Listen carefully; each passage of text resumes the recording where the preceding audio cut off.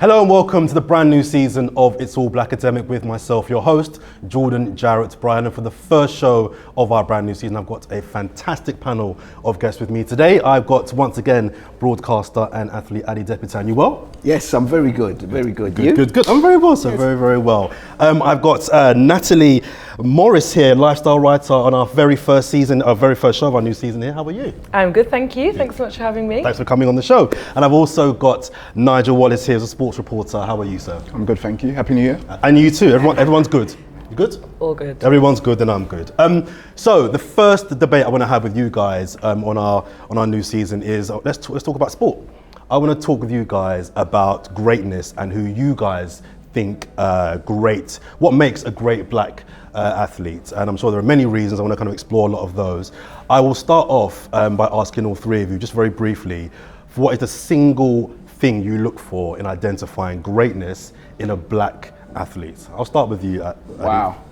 I suppose it's something, a comment that, or a statement that people use quite a lot, and it's being able to transcend their sport. You know, someone who's able to reach out to people beyond their given sport. More so than in the past, because we are more of a global world now. You know, back in the days, I suppose you could have someone who was big in their corner of the world and no one would know about it. But because of the internet now, you know, everyone needs to, they want to see, and they upload clips and they're seeing this constantly. And they also, I think there's a bigger responsibility for athletes in terms of, it's not just about their athletic prowess, it's about how they carry themselves, you know, what they stand for. Okay, yeah. I'll develop that a bit later on. Nigel, do you agree, or are you one of these people that feels that excellence within their sports, that is for you the most important and only important thing for you?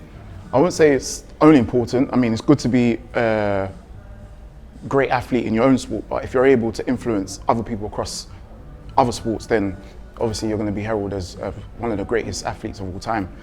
First thing that comes to mind for me in terms of great athletes is longevity, but at the same time, it comes with your style of play, how you handle your business on and off the field, and a role model as well, in all honesty, in my Proper opinion. serious, you know, handle your business. Handle your business, yeah, you went in. So longevity is important to you. What about you, Natalie? What's the single most important thing you look for when describing someone as a great, a black athlete in particular, a great? I think it's what you said about them being role models. I think that's really important, and I think it's about them being inspirational, because I think it's so important for our sports stars to be somebody that young people will aspire to and will look up to, and I think that's something that means they're great. Yes, they've got to win the awards and the trophies and the competitions and the titles, but they've also got to be the kind of person that the 8-year-olds in school want to try and be like. So I think that's being inspirational is that's really such important. a grey area, though, that whole inspirational thing, because you know, as an athlete, as someone who is excellent in their own field, you'd say Tiger Woods, you know, amazing. But would you say a role model, you know, because of some of the stuff that has gone on? And it's a tough... So that is a good one, because I've got a long list of athletes I want to go through, but I want to know if any of you guys pick up on these athletes. But on that point, you could maybe say Colin Kaepernick is someone that is very inspirational. Mm-hmm. I'm not a big NFL fan, but my NFL friends who do watch that sport tell me he's not that good. He's not a great NFL player, but he's an inspiration. Yeah. So would you say that someone like him would be considered a great, even though at what he does, he's not particularly amazing? I mean, I don't think so. When I was talking about being inspirational, I'm talking purely about their sporting prowess, because I don't think it's necessarily right to put this extra responsibility on athletes just because they happen to be black athletes. Like, they almost have an automatic responsibility, a burden on them to be more than what they are. We don't expect that of our white athletes, and I think when we talk about great black athletes, they should just get to be great at their sport, and that should be enough. I don't think they have to also be great at everything else. So I don't, in that respect, I wouldn't call Colin a great athlete in that way. He's great in other ways, but I wouldn't say he's like a greatest athlete because of good what hair. he's done. He has got very good hair. He's got great hair. Like he's been electrocuted. A little bit. So who are some of the people, Nigel, who you think, who do you think of as a great? Give me some names. First person that springs to mind, Serena Williams. Okay. Longevity, role model to young black women, and also black males as well, in my opinion. history books. She's killing it right now. 23 Grand Slams, and she's only just, and there's still more to come in my opinion. And she's had a baby as well. She's had a baby, and I think she was 2 months pregnant, and she won the Australian Open. That's a joke. Come on, man. That's legacy. That's legacy in my opinion. But yeah. How important, Addy, do you feel? I mean, Natalie says that she doesn't feel that black athletes should have that extra responsibility of having that off the field or off the court greatness. If they're good at what they do, that should be really enough. And if they want to do more, that's up to them. How important is it for the black community that, do you think we should expect more from our black stars? So someone like Usain Bolt is someone, for example, who we know what he does on the track, but as far as I see, he doesn't do a whole lot off the track. I could be wrong. Is he a great, or is it important that we do see people that balance both of those on and off the field traits? I think it's different horses for different courses, and for each to their own. I mean, personally for me, I from my experience as someone who's competed and who's left the sport, I look at it in a more holistic way. And I think I admire people who on their field of play are unbelievable. You know, I remember seeing Usain Bolt when he broke the 200 meter and 100 meter world record, just astounded, you know, but I want more now. You know, I think I've got to that stage where I want more. I'm going to give you a really rubbish analogy. You know, if you can have a car and it can do all the basic things that you want for it. You can have a car that's just like, it's got an engine and it can get you to A to B.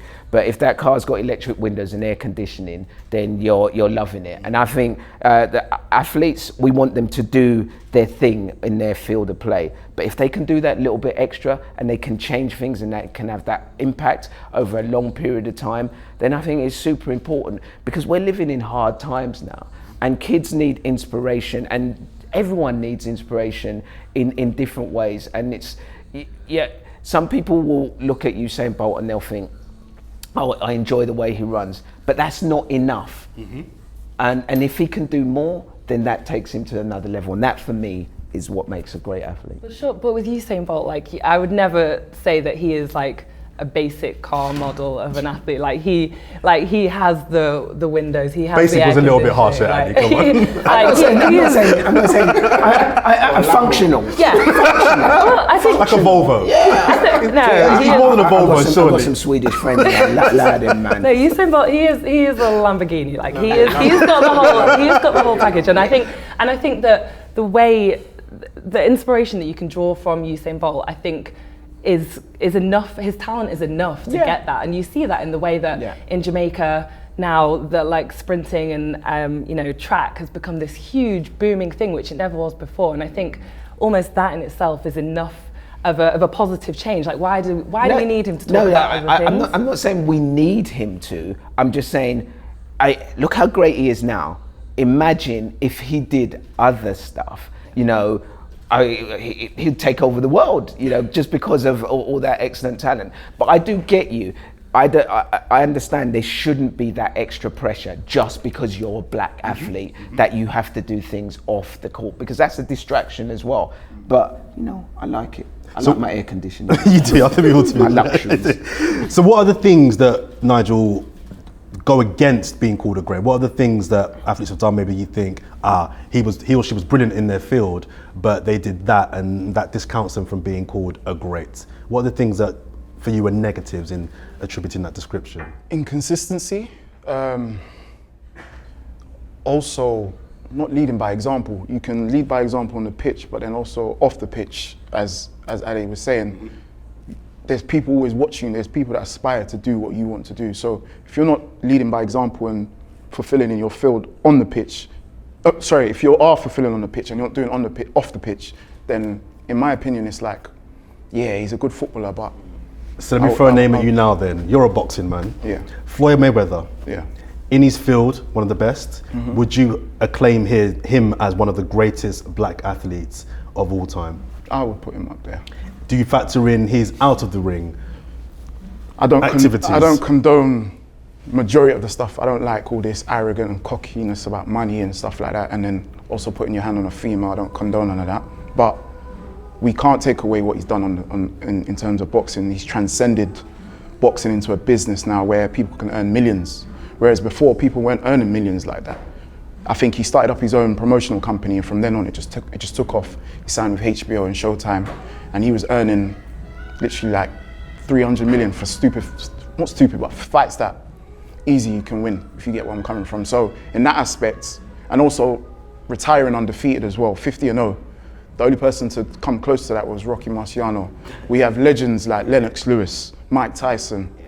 They're not undefeated, they've lost. Evander Holyfield, my favourite boxer. Do you know what? Let me throw in a caveat. I don't want to get this twisted and say, oh, you know, to be a great athlete, you have to have a perfect life on and off, or off the pitch. I think athletes should be allowed to have faults, you know, and make mistakes, because that's a really important. So define a mistake for me then. Is a mistake breaking the law? Okay. You know, I mean, and morally and ethically, if they're breaking the law, then they are mistakes. I think what you don't want is someone who breaks the law or makes those mistakes and has no remorse and doesn't learn from it and doesn't take on, you know, imbue his lessons and pass on what he's learned or they've learned to other people. So Addy mentioned a name earlier on, I'm going to put to you, Natalie, Tiger Woods. He was on my list. He's someone that you could, I think, will go down as a great amongst the black community, mainly because He had a good car as well, didn't he? He had a decent car. He did all right. The biggest reason I think that he will be named in years gone by as a great is because he was someone that unlike a lot of other athletes who were greats, infiltrated a sport that was predominantly white and dominated that sport. How important as black people is it that we see someone like him do that in a sport that's not for black people traditionally? I think it's hugely important. I think representation is a massive thing, and I think if you don't see these kind of people doing that, you'll never be able to see yourself in those roles. You'd think that those places just aren't for you. Sure. And I think what Tiger Woods has done is really important in that way. But then also, you have to look at the legacy, and yes, he was a dominant figure, but I don't think he's had that kind of long-lasting impact. You don't see, there's not loads of young golfers coming through. Is that his fault though? No, it's definitely not his fault. These are just the institutions. I think sport at its heart, a lot of sport is incredibly elitist, and I think there are systemic barriers blocking black people from entering certain kinds of sport. You see it, and you see it's finance, isn't it? Golf is not a cheap sport. No. All of the sports that require horses, boats, coaches, trips to the Alps, that's where you don't see any black athletes, and I think that's because historically we're not in those elite groups that have had access to that. That's why we don't have swimmers, we don't have access to pools all the time, at pools at our schools. And I think that's not something that one black athlete who managed to, you know, sneak his way in is ever going to be able to change. I think that's something that has to come from the top down. It has to be something that starts with the leadership and sports kind of the workforce and looking at the CEOs who's owning these kind of institutions. Perhaps I suppose more controversially is, I think one of the problems with Tiger Woods is he doesn't overtly exude someone, I don't know, you'd say is proud of being black and representing, and is that why it's hard for the black community to love him? Well, possibly. I think I love him, and I think a lot of the black community do love him, but I'm not sure whether, I'm going to be quite controversial, whether he loves himself. You know, I think because before you can go out there and exude that pride and that confidence, you have to have real confidence in yourself. And we make this mistake of looking at athletes, and just because they're supremely talented at what they do, we believe that they're supremely confident and people who are proud of who they are themselves. Yeah.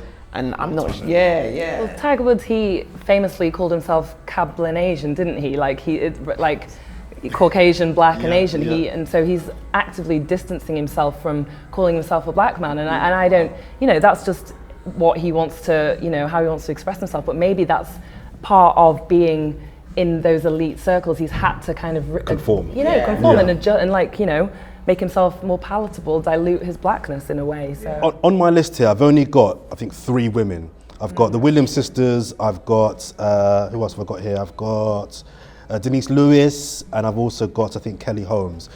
Are there any other black female athletes who you feel should be in that conversation of greatness?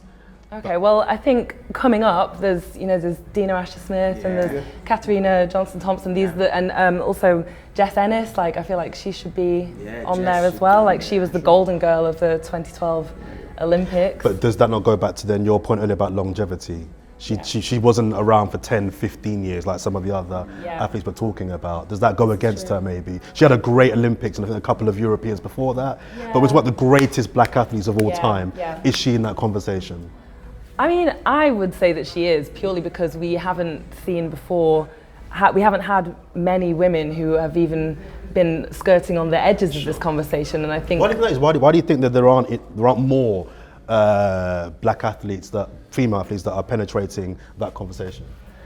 Well, I think it's to do with attitudes. I think sport is also, like, the conversations around sport are inherently pretty misogynistic, and the women's sport is hugely always on the bottom of the pile. There's no media, there's no sponsorship around it. There's no coverage. You don't see it on TV anywhere near as much. I think when you say misogynistic, could you elaborate on that? Yeah, what I mean is in terms of the coverage, the way it's seen, the way it's the money that's invested into it. So it's just automatically seen as lesser, and I think that's to do with people assuming that women's sport is less interesting, less fun, less athletic, less valid than male sport. And there's loads of people who will just say, I wouldn't watch a women's football game, I wouldn't watch a netball game, because they have all these kind of preconceptions about what it's going to be. And I think as a result, we don't get the media coverage, we don't get the sponsorship, people don't know about female athletes, they don't know about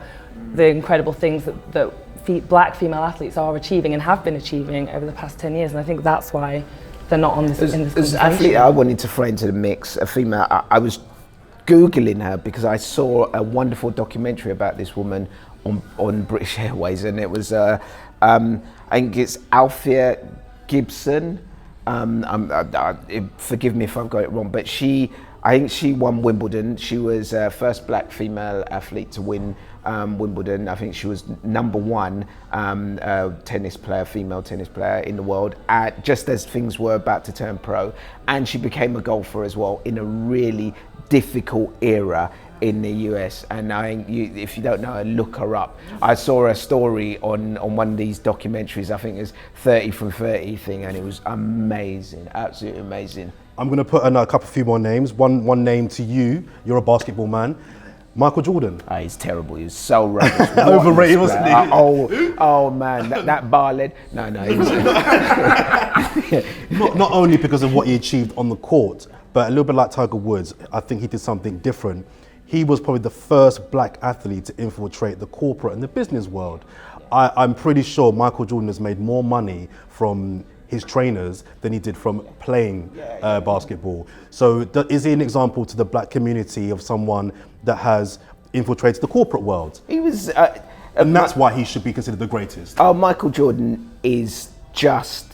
He has to be in this conversation every time, simply because I do a lot of talks in schools, and I was at a school a couple of weeks ago, and it's a junior school. The kids are like 7, 8 years old, and I do a little basketball thing, and one of the kids said to me, "I like your Michael Jordan trainers."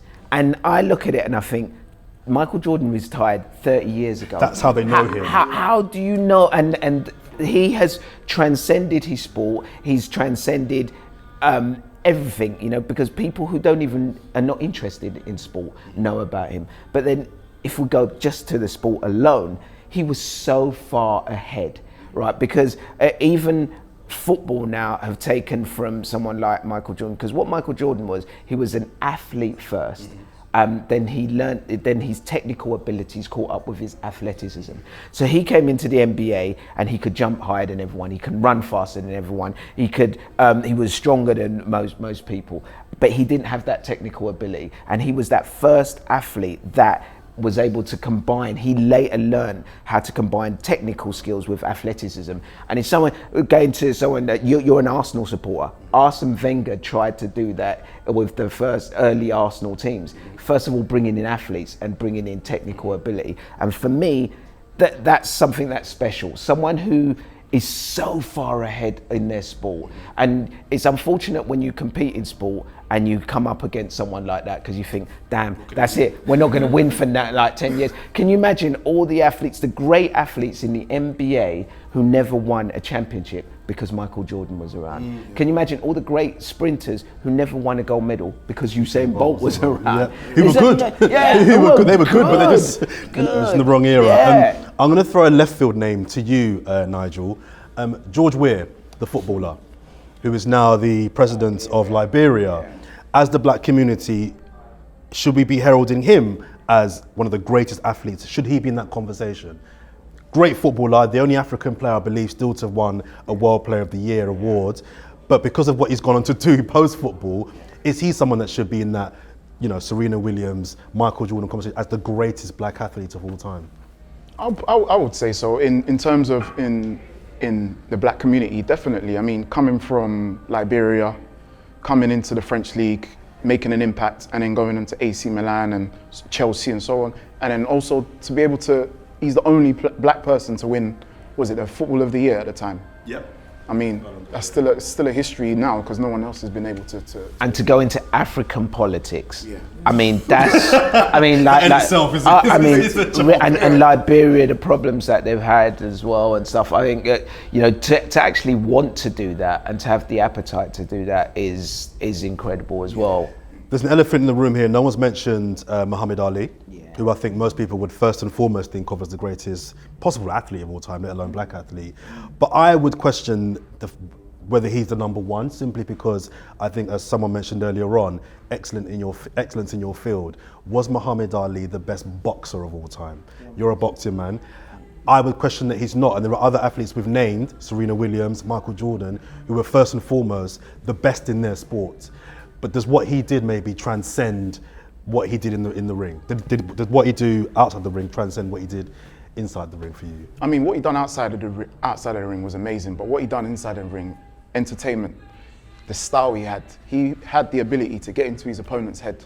He was doing this way before everyone else was doing it. Get into his opponent's head and make them feel so small-minded, so when they come into the ring, they forget all their tactics and they're trying to swing and get him, and he'll be dancing around. I've never seen anyone. I've seen videos where the brother will be dancing around, in, out, get inside the corner of the ring, to be so cocky and move around, and they're still missing. He had the full package. How many people have buckled up doing the alley shuffle? Exactly. Someone done that recently, actually. Someone buckled, and Conor Ben, he tried to do and he slid. Up. And everyone was like, ooh, and everyone was laughing. Don't do that. You can't emulate that. That's greatness there. It just comes natural to him. I'm going to come and ask all of you for your one person in just a moment. Before we get there, Lewis Hamilton's another person that divides the black community. Do we have any theories as to why we think he divides the black community? His car's good. No. He's got a decent car. His car's No aircon in there, but he's got a decent car. Right. First of all, do you warm towards Lewis Hamilton? Is he one of the greatest black athletes of all time? Is it the sport that he's in that maybe discounts him? And why do you think so many people are just a bit meh with Lewis Hamilton? I don't know much about racing, but I personally don't really connect with it in terms of sport, because I see sport as like more of a physical... A body thing. Yeah, a body thing. And I feel like he's in a car and it's cheating. I don't know. But it is physical in that car, and they have to be a certain weight, and their body goes through a lot of G-forces, and those guys have to be fit. I mean, I'm not saying it's not a sport or anything. I just think, personally, I think maybe the reason it doesn't resonate with people is because people don't necessarily have that direct connection with seeing someone running or seeing somebody jumping higher than, it's harder to get that direct connection of like excellence and connect it to them as opposed to their car or whoever they're driving for, you know? Is he in the conversation for you? Is he someone that you would think of as one of the greatest black athletes of all time? In his sport, definitely. I think you can compare him he's quite similar to Tiger Woods' situation, where the sport that he's in, there's not many other black people. I'm going to come and ask. He's come through. Like, I remember, what was it? I checked up to see like if I wanted to start doing Formula 1. You have to do go-karting and stuff like that. The process it's long. For him to come through all of that and be one of the best, that says it all. Like, but if Ali's the bar, is he in that conversation? Nah.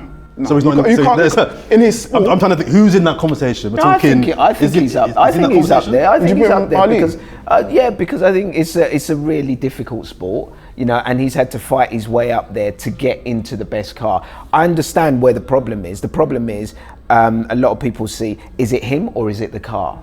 But to be able to drive that car and at those speeds, you know, against other people who have got millions and millions of pounds in there, I think it's incredible. I think that I might even throw in another controversial thing there. Do we have a problem with mixed race athletes? Is it more difficult for mixed race athletes to say that they represent the black community? I would say so, definitely. Yeah, 100%, because I think it's harder. You, as a mixed race person myself, I wouldn't go out there in the world and say I'm here representing the black community, and because I don't think you're really allowed to. Like I wouldn't feel like I was, but then at the same time, you're not a white athlete, and white people will, you know, you're not part of that team either. So there is this weird middle zone, and there's not as many of us, so we don't have a bigger community kind of behind us. So I mean, that's sad to be in that stage, you know, because to me, it's silly for me to say, I look at Lewis Hamilton as black or look at him as white. I should just look at him as an athlete. But if he said he was representing the black community, I'd be like, right on, I'm having it. With him. Yeah, just briefly, guys, is there a responsibility, do we feel, for black athletes to do something for the culture?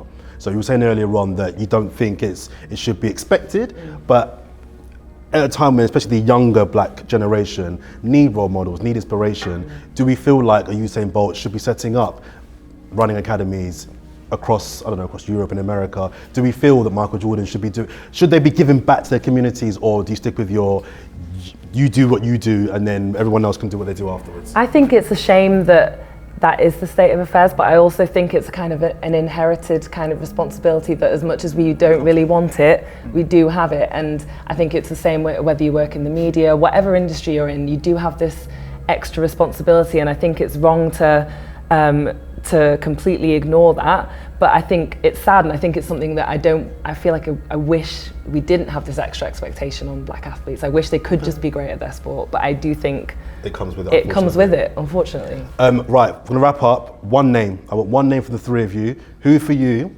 is the greatest black athlete of all time? Start with you, Nigel. Serena Williams for me. Okay. Also Serena Williams. Interesting. Yeah. Ali. She's high up there, but I'm gonna go old school and I'll say Ali. Ali. Yeah. That's fair. That's fair.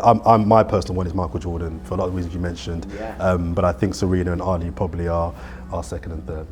Guys, that was great. Thanks for your time. Thank you very much. Subscribe to the channel. We're on Blakademik TV. No C's. Also on the socials. Check us out. Until next time. Peace.